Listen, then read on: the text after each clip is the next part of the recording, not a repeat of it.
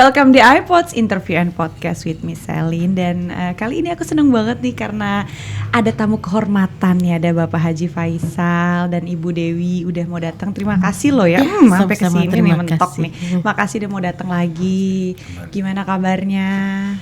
Alhamdulillah kabar baik. Baik aja. Iya, kalau dilihat memang baik terus, positif terus ya energinya. Harus ya. Nah, kemarin kan baru selesai nih mediasi ya kemarin ya.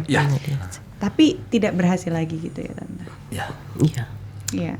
Ya kemarin pengadilan memberi waktu untuk mediasi selama 2 minggu. Kemudian saya perpanjang 2 minggu lagi. Dan ternyata belum ada perkembangan ke arah mediasi. Oh gitu. Makanya ini kita ada artikel. Mediasi hak asuh Gala gagal.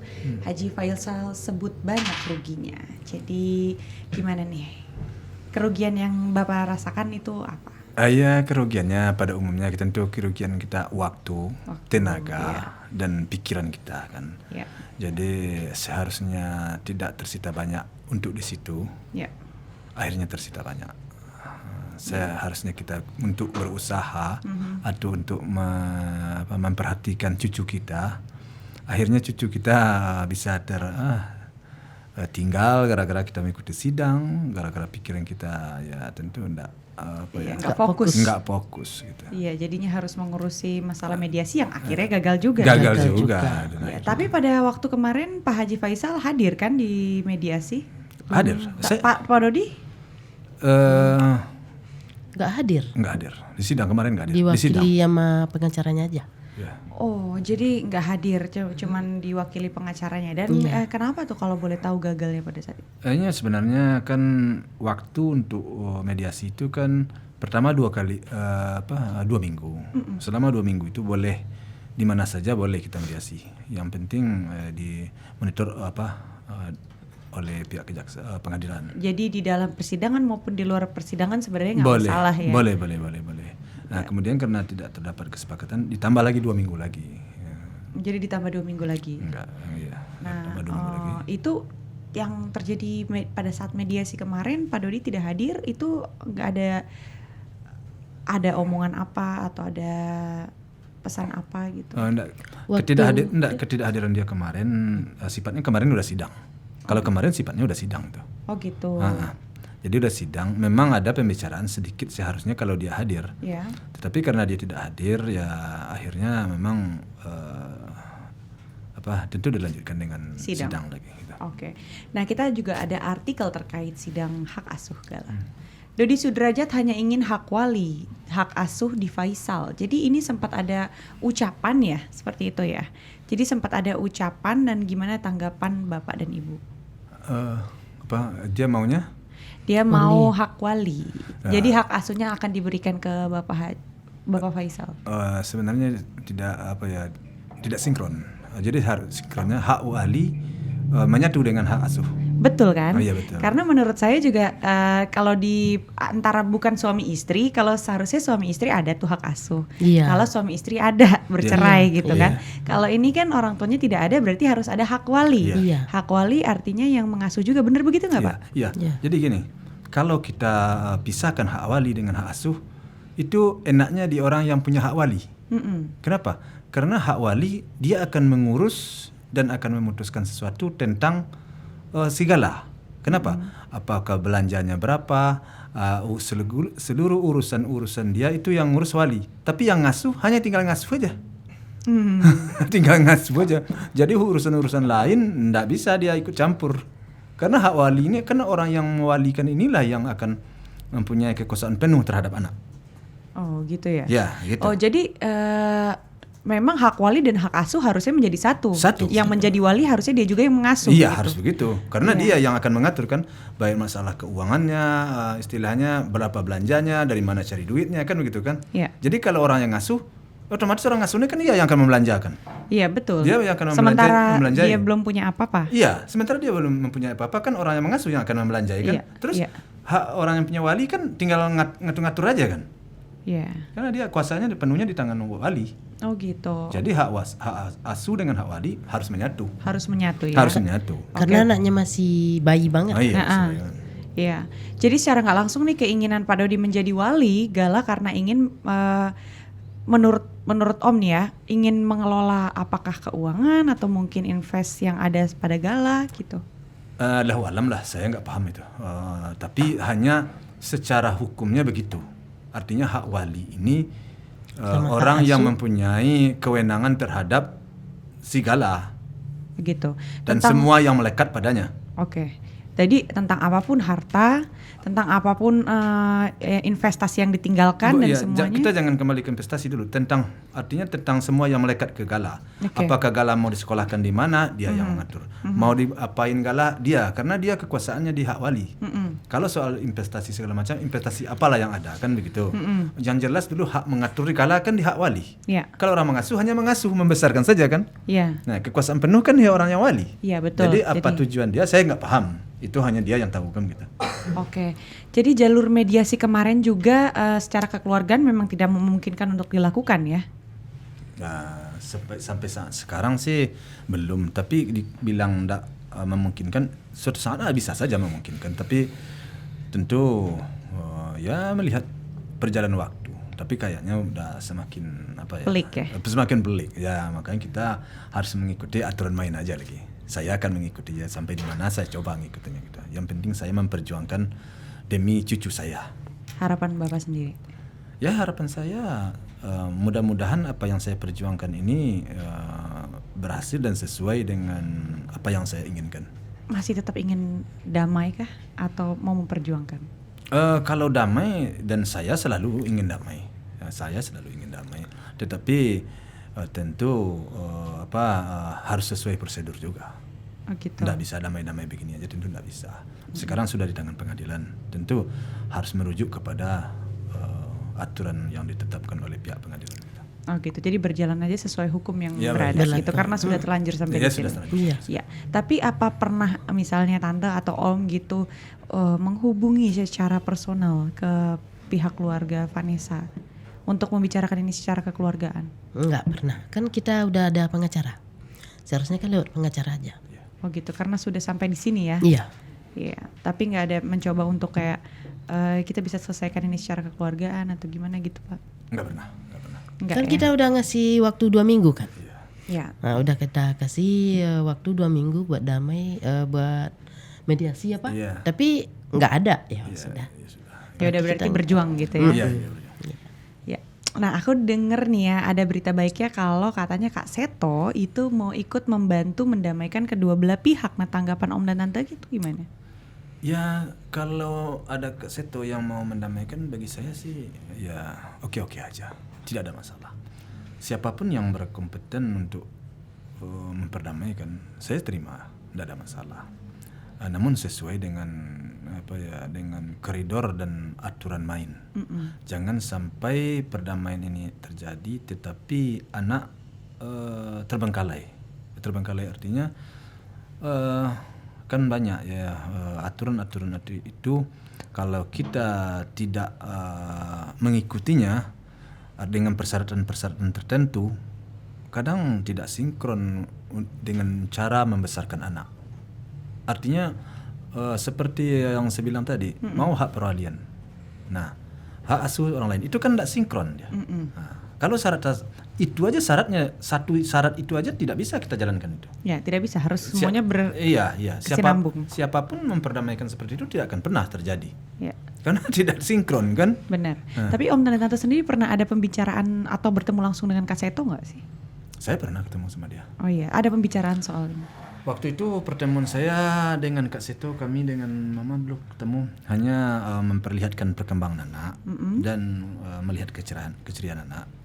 Tentu saya hanya menyampaikan, dan rupanya Kak Seto sendiri sudah paham. Ya tidak ada masalah bagi Kak Seto. Cuman bagaimana kelanjutannya, tentu kami menunggu perkembangannya. Seperti itu aja. Sampai saat sekarang seperti itulah. Oke. Berarti ini sekarang kita sudah masuk ke sidang ya Om ya? Ya, sudah. Masih ada mediasi lagi kah? Sekarang kan masuk ke sidang sidang pokok persoalan kan gitu ya. Oke. Pokok persoalan. Berarti sudah tidak ada lagi mediasi nantinya. Ada sidang mediasi lagi atau apa gitu? Sebenarnya selama sidang ini terbuka selalu pintu mediasi. Oke. Terbuka selalu pintu mediasi. Kapanpun kan bisa saja ya. Artinya kalau kita godok sekarang pertemuan di luar, Iya. dapat kita kesepakatan, kita bawa ke pengadilan. Pihak pengadilan akan Terima dan akan ketok palu. Oh, setuju begini ya. Paling ditanya lah yang pihak sebelah, tanya pihak sebelah sini, oke, ketok palu, selesai urusan. Oh ya, sebenarnya itu bisa diselesaikan secara kekeluargaan, Bisa. tapi tetap harus ada basic hukumnya. Ya harus ada, harus Iya. ada, enggak bisa. Di luar hukum enggak bisa. Iya betul. Ini ada artikel terkait rumah untuk gala nih, Om. Oke. Soal polemik penggalangan dana, Haji Faisal yakin rumah baru Gala Sky tidak akan disita negara. Jadi kan ada kabar beredar nih, akibat dari galang dana itu akhirnya sampai ke Kemensos dan akhirnya kabarnya akan disita oleh negara rumah Gala. Itu ketanggapan Om dan Tante seperti apa? Ya kalau tanggapan saya, ya seperti yang saya bilang tadi, itu nggak mungkin. Kenapa? Karena pemerintah, ya namanya orang-orang yang sudah sudah menjadi pimpinan kita itu kan orang-orang yang bijaksana ya, orang-orang yang paham, mengerti ya. Cuma kadang-kadang orang yang mengartikan atau orang-orang yang belum ada keputusan dari atas, dia sudah menyimpulkan. Itu pihak-pihak yang selalu ingin memperkeruh suasana sebenarnya. Pemerintah itu kalau hal sesuatu itu tidak ada merugikan satu pihak atau tujuannya baik, membikin suatu suasana yang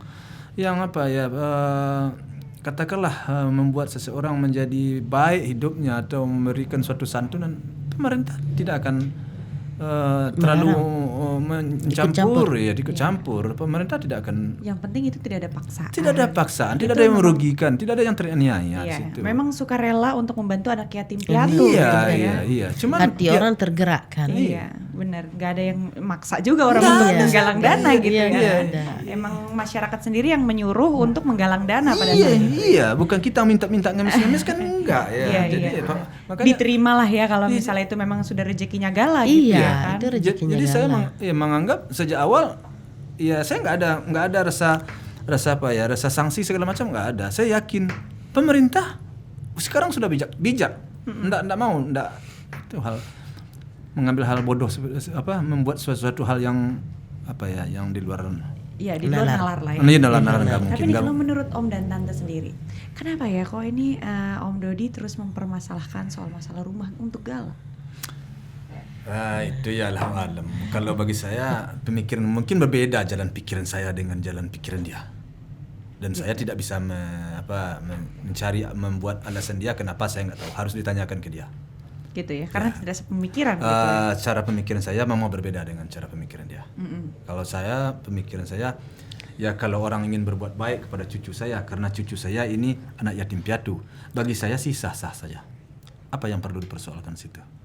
Kecuali kalau anak saya mengemis-ngemis umpamanya di perapatan jalan, atau umpamanya nangis-nangis, atau umpamanya atau merugikan orang lain dengan untuk mendapatkan keuntungan atau gitu. saya eksploitasi kata orang, umpamanya saya bikin dia susah, saya gini, ya mungkin. Tapi kalau sejauh ini orang mau memberi, tidak kita terima, kecewa juga orang. Iya. Kan gitu kan. Jadi menurut saya sih oke, tidak ada masalah. Kita ada artikel lagi tentang handphone milik Vanessa yang masih di tangan Pak Om Faisal. Iya. Jadi kan nih katanya nih ya, Om tidak mau menyerahkan handphone milik Vanessa ke Pak Dodi. Jadi kenapa tuh Om? Apa ada permintaan soal handphone? Ada omongan soal handphone? Ya kalau soal handphone itu permintaan pun tidak ada ke kita. Nggak ada permintaan ke kita. Dan juga bagi saya handphone itu adalah milik segala. Saya nggak bisa berbuat sesuatu terhadap apa yang ditinggalkan almarhum, baik almarhum Pebi maupun almarhum Vanessa, karena semuanya itu sekarang merujuk kepada hak miliknya Sigala. Kan dia punya anak. Iya. Dan sekarang sedang di tangan pengadilan. Pengadilan tidak memberi suatu keputusan. Bagaimana saya memberikan hak harta anak yatim? Iya. Kalau memang ada bagian harta dia di situ, tentu merujuk kepada hukum agama. Berapa bagian dia dari harta cucunya ini? Oh ada juga ya? Ada. Dalam hukum agama ada. Kalau merujuk kita kepada hukum agama ada. Aturan umpamanya ini hukum agama berapa meninggalnya. Kalau ada harta berapa menurut hukum agama. Itu harus merujuk kepada hukum agama. Harus diputuskan dulu oleh pihak pengadilan. Nggak bisa serta-merta saja saya berikan, nggak bisa. Oh gitu. Tapi sekarang masih ada sama Om handphone. Ya, semuanya ada, semuanya apa yang ditinggalkan itu, kecuali kalau yang hilang ya. Karena yang hilang ada, tapi saya nggak bisa ngomong lah kan begitu. Kenapa? Karena kadang-kadang mbaknya di rumah ini ada, semua nggak ketemu muntah kemana, Allahu alam, hanya Tuhan yang tahu. Semua yang ditinggalkan itu masih ada semuanya. Saya nggak berani. Jadi handphone itu tidak rusak kondisinya? Nggak diapa-apain? Nggak diapa-apain. Oh gitu, maksudnya pada saat kecelakaan itu handphone itu dibawa Vanessa kan? Iya, Vanessa. Masih ada. Masih baik-baik aja handphone. Iya, kan kita nggak tahu. Kita lihat nggak ada retak segala macam, cuman kan kita nggak bisa ke kuncinya. Iya, nggak bisa terbuka karena nggak kunci. Nggak bisa. Jadi enggak. Oke. Nah itu apa di dalam handphone itu ada beberapa bukti yang bisa memenangkan kasus ini? Allahu alam. Saya nggak paham. Nggak bisa buka. Nggak bisa dibuka. Nggak bisa Allahu alam. Allahu alam. Kita nggak mau apa ya istilahnya mengambil risiko. Iya betul juga kita ya. Nggak mau dicoba ini untuk dibuka gitu. Ini harta milik Gala. Jadi kalau belum diputuskan oleh pengadilan, saya nggak mau. Kalaupun andai kata umpama diputuskanlah satu, ada harta dia di situ, di dalam harta anak cucunya ini ada bagian dia. Ya berapa? Katakanlah sekian persen. Ya saya berikan sekian persen. Belum tentu handphone itu tetap milik segala. Jadi ada putusan dulu ya. Kita nilai semuanya. Katakan nilainya 10. Dari 10 ini berapa milik dia? Ya, katakanlah 5 berapa 1. Kita berikan 1. Dan handphone tetap tinggal. Karena ini harta milik segala. Tentu kita nilai dengan uang. Handphone ini tentu kita nilai dengan uang. Iya, betul. Jadi tidak ada alasan saya sampai saat sekarang untuk memberikan yang namanya handphone, yang namanya harta lain. Tidak ada. Gimana pijakan saya? Pertanggungjawaban saya dunia akhiratnya gimana? Oh iya betul juga. Harus ada walinya juga, maksudnya wakil Tuhan ya di sini untuk menghakimi dulu ya. Tidak bisa. Saya kasihkan aja. Kenapa papa kasihkan? Kenapa dikasihkan? Itu punya saya. Katakanlah gimana? Tidak bisa. Nah untuk persoalan yang masih pelik juga nih, salah satunya soal pemindahan makam Vanessa. Nah itu kan kelanjutannya gimana tuh Om? Soalnya ada artikel yang berhubungan. Dikira sudah menyerah, Dodi Sudrajat diam-diam segera pindahkan makam Vanessa Angel. Kalau soal makam, saya terus terang saja memang tidak setuju. Namun demikian tentu saya tidak punya kekuatan penuh. Arti kekuatan penuh tentu kalau Pak Dodi itu memang merasa dia mempunyai kekuatan, punya kemampuan, dia bisa mempertanggungjawabkan perbuatannya dunia akhirat. Ya itu saya terserah sedia. Saya nggak mau melanggar hukum. Saya nggak mau melanggar hukum. Tapi kalau ditanya, saya sampai dimanapun akan saya coba mempertahankannya. Sampai dimanapun akan saya coba. Tapi kalau tetap ngotot ya? Tapi saya tidak melanggar hukum. Nah, kan begitu. Jadi kalau menurut saya, kalau dipertanya ke saya, anaknya ini sudah dinikahkan dengan anak saya, artinya anaknya sudah diserahkan ke anak saya. Ya, istilahnya dapat kecelakaan, dapat musibah, meninggal mereka, dikubur mereka berdua. Kan mereka sehidup semati, sekarang mati berdua. Masa kita memisahkan anak dengan suaminya ini dosanya sangat besar loh. Gitu ya. Memisahkan orang suami istri itu dosanya sangat besar. Itu kalau menurut pemahaman saya, secara agama saya. Nah, tetapi kalau dia mau memisahkan, kalau memang menurut ada paham dia atau menurut keyakinan dia, ya itu saya enggak bisa. Itu kira-kira menurut Om sendiri kenapa makamnya sampai mau dipindahkan? Apa itu ada unsur dari ego sendiri? Ya kalau saya jawab susah saya menjawabnya. Yang penting yang jelas cara berpikirnya berbeda dengan saya. Itu aja. Kenapa kita usik-usik yang sudah tenang, yang sudah nyaman? Jangankan untuk mengusik kuburnya kalau bagi saya sih. Memajang, mengangkat, membuka-buka yang belum tentu kepastiannya, katakanlah cerita-cerita lama, saya nggak berani saya.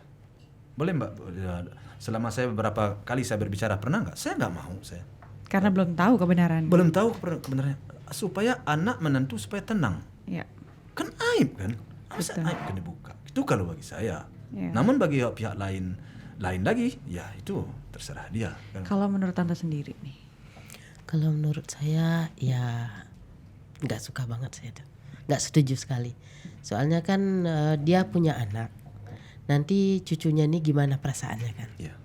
Perasaannya gimana, sedihnya. Dia kan tahu nanti jejak digital ini kan. Dia udah dikubur di sini sama mamanya sama papanya. Nanti suatu saat mamanya di sini, papanya di sini, gimana? Sedih lah tuh anak. Iya, kenapa terpisah? Tadinya Kenapa satu terpisah? terus dipisah lagi gitu. Dan itu, ya saya tambahin, dan itu tidak akan menyelesaikan permasalahan. Kenapa? Kalau anaknya sudah besar, saya yakin suatu saat anaknya akan memindahkan lagi ke pamannya. Capek, kasihan ya. Kalau dia tahu bahwa bapak kamu meninggal sama mama kamu sama-sama meninggal, saatnya sama, kejadian sama, Apalagi ada berita begini. dipisahkan, dia akan kembalikan. Iya. Boleh kita buktikan, sejarah akan membuktikan. Iya. Saya yakinkan itu bahwa anaknya akan memindahkan lagi ke tempat mamanya.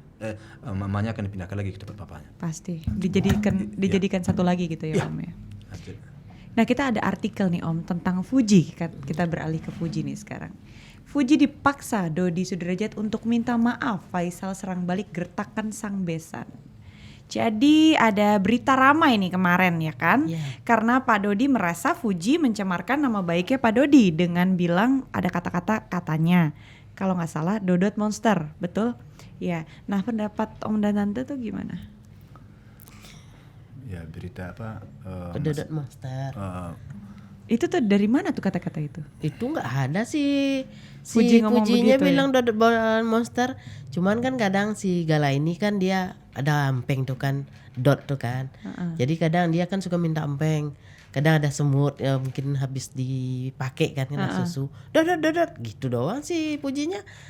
Nggak, dia Galanya takut kan nama kakeknya bukan Dodot, kan Dodi. Kakeknya kan. Kenapa dia iniin ke situ? Kenapa dia tersinggung? Merasa. Merasa. Gitu ya? Padahal ngomongin dot yang lain. Iya. Kan Dodot kan. Nah, namanya Dodi.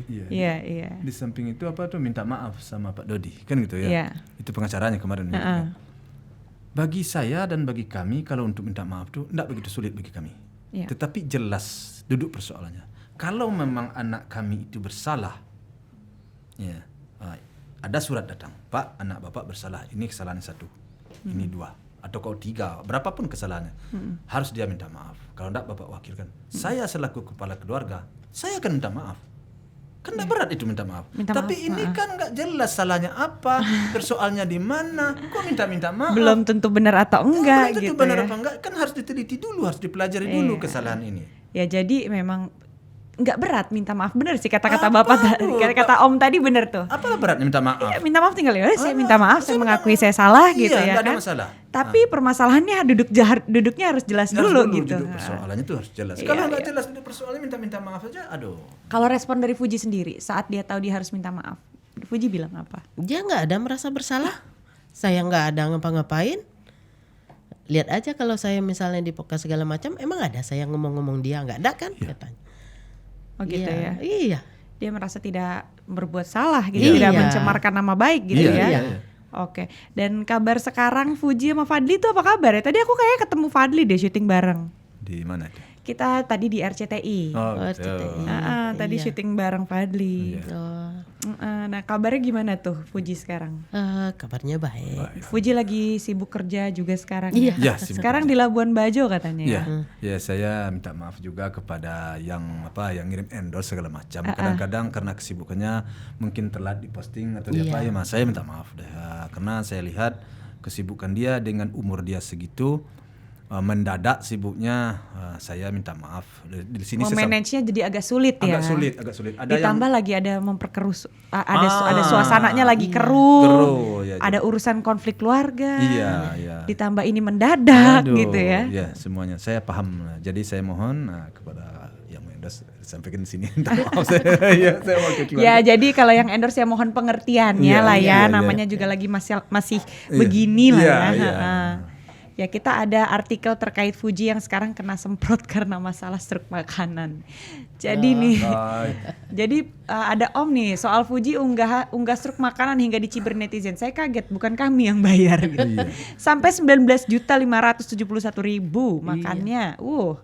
Jadi gimana nih tanggapan Om dan Tante? Iya. Kita kan dia diajak podcast sama orang kan, sama Indra namanya kan.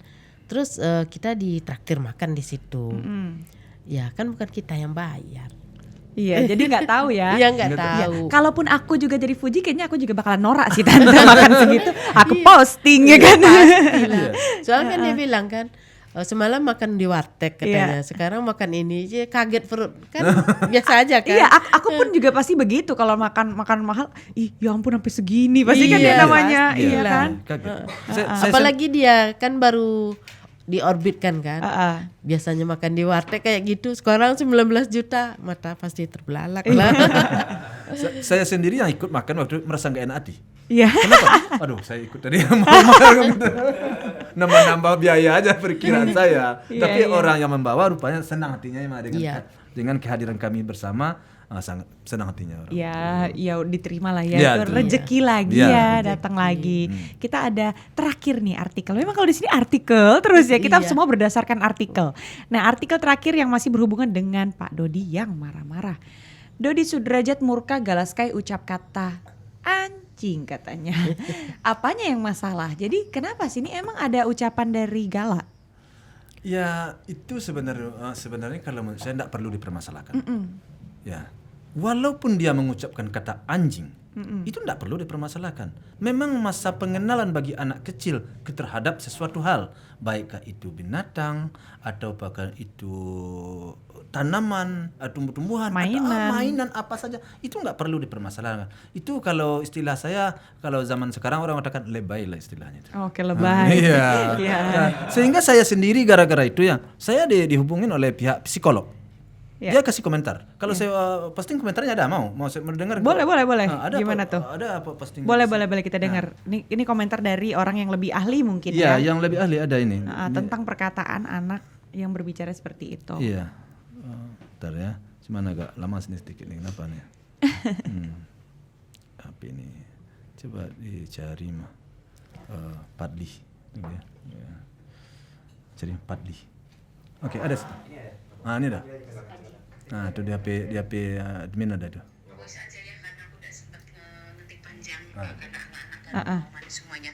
Kak Fuji, ucapan Gala kemarin walaupun dia masih cadel tentang anjing, ya itu it's okay, don't be panic. Itu bukan hal yang buruk. Ingat dia sedang masa perkembangan, jadi itu namanya melabel. Bukan ngatain seseorang, bukan ngomong buruk, tetapi melabel. Bisa kucing, bisa anjing, bisa gajah, bisa kupu-kupu, semuanya bisa dia ucapkan. Karena apa? Anak sedang belajar kosakata. Itu tidak hal buruk, kecuali bilang, Bu Ima anjing, nah itu buruk, ya kan? Tetapi dia sedang melabel nama. Maka kita sebagai orang dewasa, ketika melihat itu kita nggak usah panik. Nggak boleh. Siapa yang bilang nggak boleh mengucapkan anjing? Boleh, karena dia sedang melabel. Nah, tapi Kak Fuji sambung. Misal begini, oh iya kemarin kita melihat anjing di jalan ya, ada 2. Anjing kakinya berapa? 4. Bunyinya seperti apa? Guk. Ada warna apa saja ya? Oh, ada anjing warna hitam, ada anjing warna putih gitu Kak. Nanti karena ketika dia sedang menyebut sesuatu dan kita tiba-tiba cut gitu, jangan, tidak boleh, itu akan merusak tumbuh kembangnya, akan menjadi dia takut, ragu-ragu dan lain-lain sehingga perkembangannya tidak akan maksimal ya. Dia sedang tidak ngatain seseorang dengan kata tersebut Kak, dengan kata anjing, tidak, tapi dia sedang melabel. Ya, jadi kita sebagai orang dewasa sambung dengan perkembangan itu gitu. Tadi anjing, oh iya kakinya 4, warnanya ini, suaranya seperti apa dan lain-lain. Gitu ya Kak.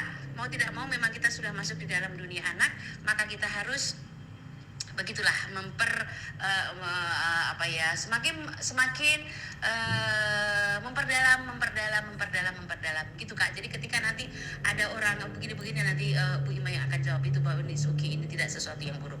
Oke ya Kak, selamat pagi dan selamat beraktivitas. Salam buat semuanya. Oke. Jadi memang dia memang pada saat anjing itu tidak ada yang salah dengan anjing. Kenapa ya kan? Anjing itu adalah binatang ya kan? Nggak ada yang salah kecuali dia mengatai seseorang lalu orang itu dipanggil dengan sebutan anjing. Nah itu salah karena dia orang itu pasti punya nama. Kenapa disebutnya nama binatang gitu ya? Karena ini kan Gala kan cuma lihat itu kupu-kupu, itu anjing, itu kambing, itu sapi, kayak gitu kan hal yang wajar gitu. Nah menurut Om dan Tante sendiri, kenapa ya kok hal seperti ini menjadikan masalah, dicari-cari lagi? Apa ini namanya mencari celah gitu untuk mencari suatu masalah? Itulah kita bingungnya. Jadi semuanya aja katanya salah-salahin gitu. Jadi kita mau gimana kan? Kadang kita kan nggak expose si Gala, orang minta Gala gimana sekarang gitu. Kangen orang kan. Terus kita masukin ke IG atau ke mana, disalahin lagi. Bilang Jadi terlalu kita diekspos gitu. diekspos. Jadi kita bingung gimana diri kita sebenarnya, kan gitu. Soalnya kita emang lagi perhatian juga sama orang tentang Gala ini kan. Jadi kita pengen juga ngelihat Gala itu bahagia kan. Jadi caranya ya kita share lah ke IG atau ke Facebook kan gitu. Iya. Tapi kalau disalahin semua kita jadi bingung. Ya, jadi kalau saran aku sih ya kita nggak perlu mendengarkan terlalu banyak omongan orang. Kita berprinsip dengan hidup kita sendiri aja sih. Kayak misalnya contohnya aku, misalnya ada beberapa juga artis yang tidak mau anaknya tampil di sosial media, ada juga karena mereka mempunyai prinsip seperti itu. Kalau aku punya prinsip ya dari kecil, anak itu udah punya media sosial sendiri. Aku senang aja gitu ngeabadikan video-video lucu soal anak aku gitu, senang aja orang ngeliat gitu. Jadi ya kita dengan prinsip kita masing-masing aja, bener kan Om? Apalagi nih si Gala kan dari dia lahir aja udah diajarin begitu sama mami papinya kan. Masa kita sekarang kita hentiin aja? Kan nggak mungkin. Rafathar Marianza juga. Arafi ini kalau ngomong kan kadang-kadang juga kayak gitu, iya kan? Ya nggak apa-apa, itu tergantung prinsip orang masing-masing. Ada yang mau dikasih lihat, ada yang tidak mau dikasih lihat ya. Kalau lagi mau dikasih lihat ya dikasih lihat, kalau enggak ya enggak gitu kan, tergantung prinsip aja ya kan. Nah kalau misalnya Gala sendiri tuh sekarang udah lagi pinter apa aja tuh Om?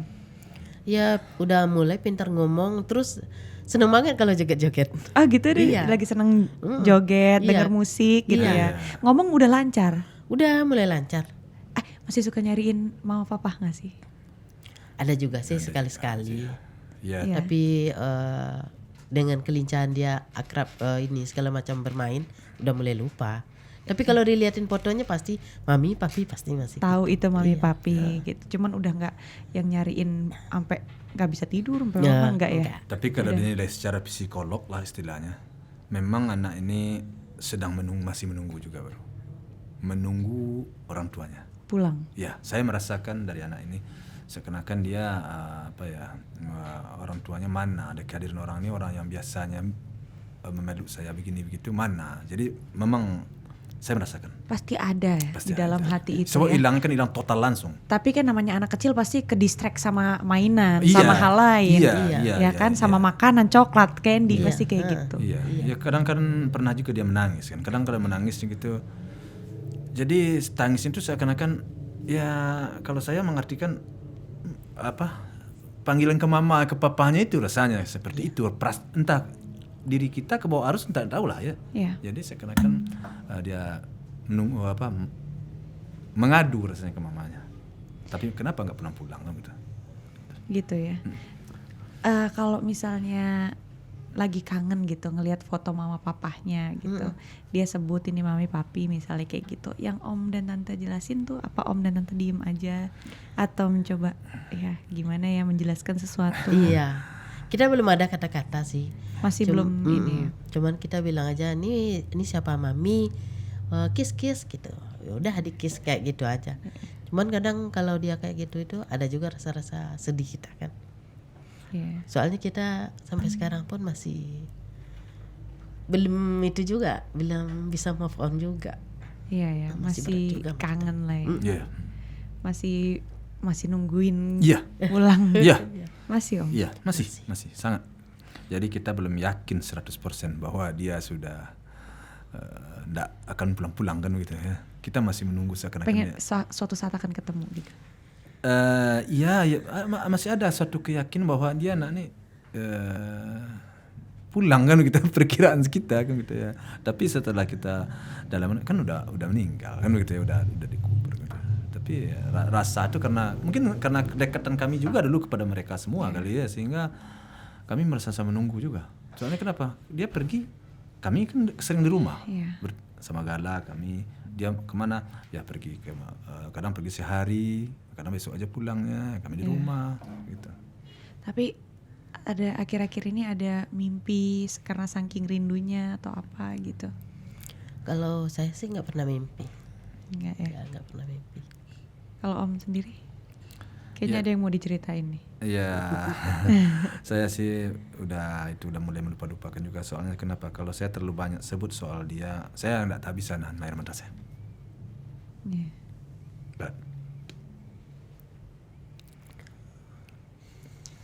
masih belum bisa ya Om? Belum. Berat saya. Ya, semoga cepat dipulihkan, diberi lapang dada untuk menerima kenyataan. Ada rasa sakit hati gak sih? Kenapa ya kok masalah ini jadi sepelik ini gitu, sementara kondisinya juga Om dan Tante belum berdamai dengan situasi dan keadaan gitu. Kadang-kadang pernah gak sih Om dan Tante itu nangis gitu di kamar, berdoa gitu sama Tuhan? Ya sering, hampir tiap hari. Kita tuh emang sedih. Kita kan nggak pengen sebenarnya masalah ini sampai segininya kan. Kita pengennya lurus-lurus aja. Kita kan juga seandainya hak asuh ke kita itu kan kita nggak pengennya kita ngasuh itu bersama juga kan. Jadi hak asuh itu hak wali ini kan kita pengen buat administrasi segala macam. Formalitas gitu. saja. Formalitas. Kita ingin ngasuh berdua juga. Nggak pengen kita pilih kayak gini sampai segitunya hebohnya kita melulu yang ditonton sama orang tiap hari, rasanya gimana juga gitu Mbak Selin. Nggak pengen sih kita sebenarnya kan. Mau tenang. Tapi kenapa? Karena setiap hari ada lagi berita begini, setiap hari ada berita begini gitu. Jadi kayaknya sedih aja. Kenapa nggak selesai-selesai gitu? Iya, kenapa nggak selesai? Jadi karena ini juga lah jadinya sedih kita kan. Ya kalau berita lain ditonton kan bagus lah ya Maya. Iya. Misalnya ya jangan dalam keadaan kesedihan ini. Iya. Maunya yang bisa menyemangati, motivasi gitu ya. Iya. Kerukunan keluarga yang bisa dicontoh banyak orang. Iya, itu kita pengennya kan. Iya. Kita kan ada cucu bersama. Iya. Apa salahnya kita selesai dengan bersama, ngasuh bersama kan enak gitu kan. Iya. Dari panjangnya masalah yang tidak kunjung selesai juga sampai saat ini, harapan Om dan Tante apa sih untuk bisa selesai masalah ini? Ya kalau harapan kita sih persoalan ini cepat selesai sesuai lah dengan apa yang kita harapkan ya.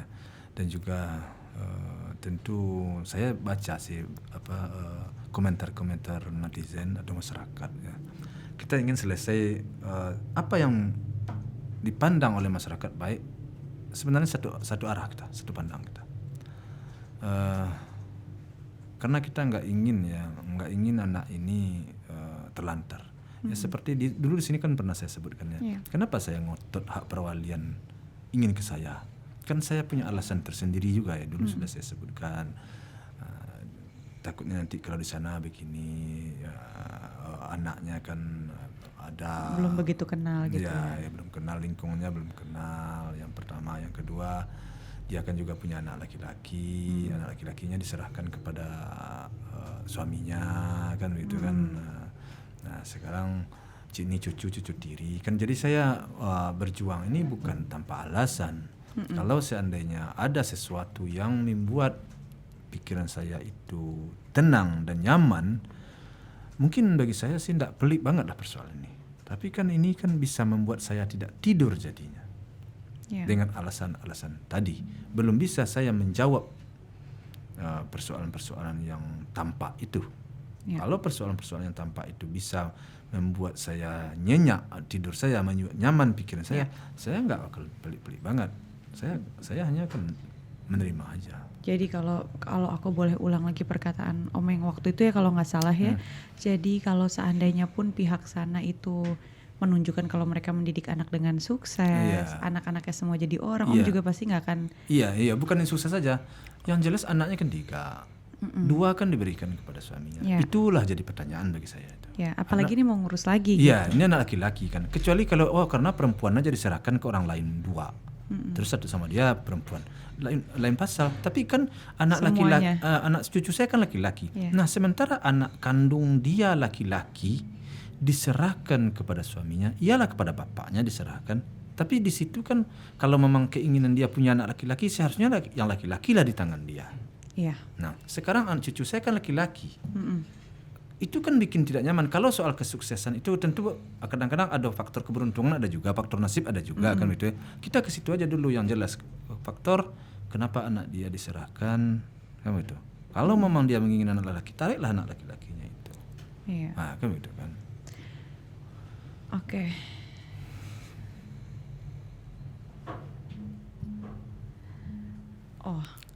Jadi ini kursi yang Om duduki pada waktu itu Vanessa dan Bibi datang beberapa hari sebelum kecelakaan itu kan. Ya di sini ruangan yang sama dan tempat duduknya pun sama seperti yang Om dan Tante tempatin pada saat ini gitu. Vanessa di sebelah kiri. Bibi dan ini Vanessa.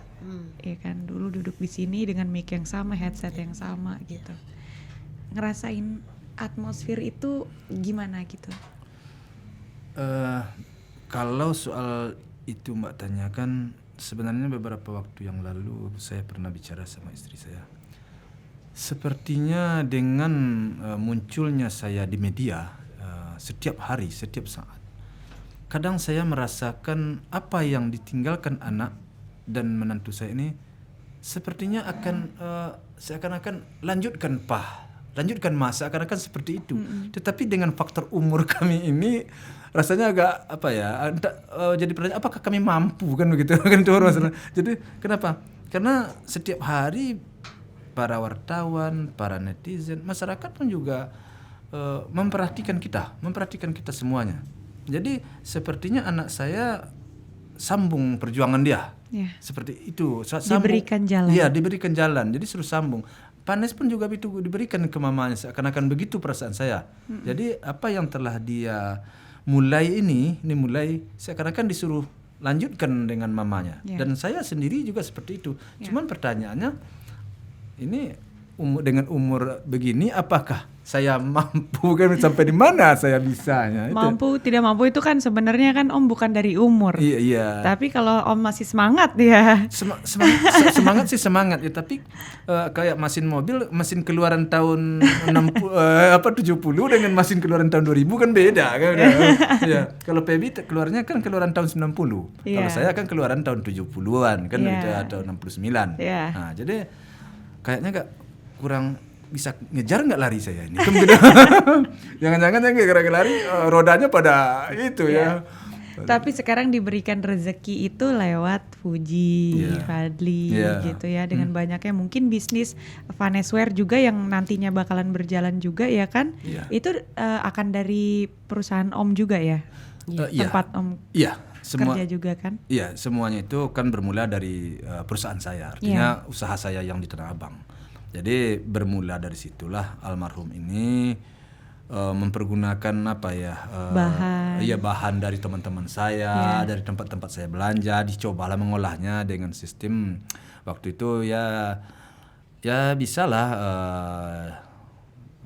istilahnya modalnya dengan cara ngambil-ngambil aja dulu bisa. Gitu ya. Jadi untuk mengembangkan suatu usaha bagi dia bisa. Gitu. Nah, jadi waktu si almarhum baru mulai ya kira-kira berapa ya 5 atau 6 bulan lah baru mulai ya Maya. Belum lah begitu begitu menghasilkan ya. Tapi alhamdulillah untuk karyawan untuk kontrak dapatlah. Nah, begitu kejadian ini ya makanya saya bilang tadi sepertinya Pebi menyuruh lanjutkanlah kan begitu ya. Jadi begitu kejadian ini memang agak jadi ya kita supaya jangan ya kita lanjutkan lah gitu. Lanjutkan. Dan sekarang juga dilanjutkan kalau di entertain sama Fuji juga ya. Iya, sama Fuji sama Fadli kan gitu ya. Fuji, Fadli jadi turun ke adik-adiknya ya. Namanya rezeki nggak ada yang ketukar Om, semuanya jalannya udah dikasih sama Tuhan begitu gitu ya.